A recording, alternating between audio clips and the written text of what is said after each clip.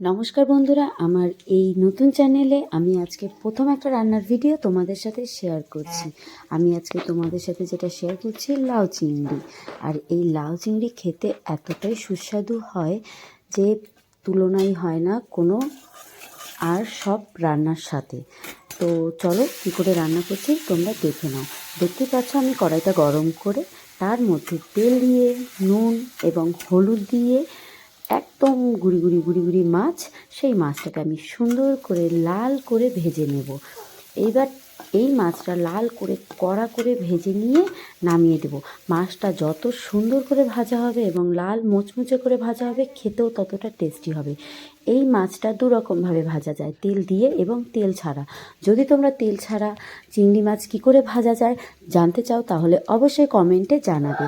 তারপর মাছগুলোকে নামিয়ে রেখে কড়াইতে তেল গরম করে নিয়ে কিছুটা কালো জিরে, তার মধ্যে আদা গ্রেট করে দিয়েছি। তোমরা চাইলে আদাটাকে বেটেও দিতে পারো। কিছুটা কাঁচা লঙ্কা দিয়ে দিয়েছি এবং তার সাথে লাউটাকেও অ্যাড করে দিয়েছি। তারপর লাউটা বেশ সুন্দর করে নাড়াচাড়া দিয়ে তার মধ্যে হলুদ আর লবণ দিয়ে ঢেকে দিয়েছি। তারপর এটা সেদ্ধ হওয়া পর্যন্ত ওয়েট করব। আর তোমরা কে কে লাউ চিংড়ি খেতে ভালোবাসো আমাকে কিন্তু অবশ্যই কমেন্টে জানাবে।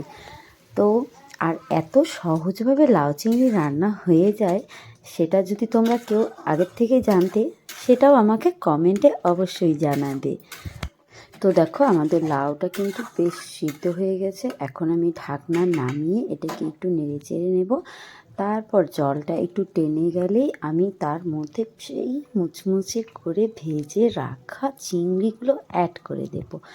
চিংড়ি অ্যাড হয়ে গেলে আমি কিছুক্ষণ নাড়াচাড়া নিয়ে আর কিছুক্ষণ রান্না করে নেব এবং দেন আমি তার মধ্যে একটুখানি জিরে বাটা অ্যাড করে দিয়ে অল্প একটু নাড়াচাড়া দিয়ে কিছুক্ষণের জন্য রান্না করে নিয়ে আমি সেটাকে নামিয়ে দেব।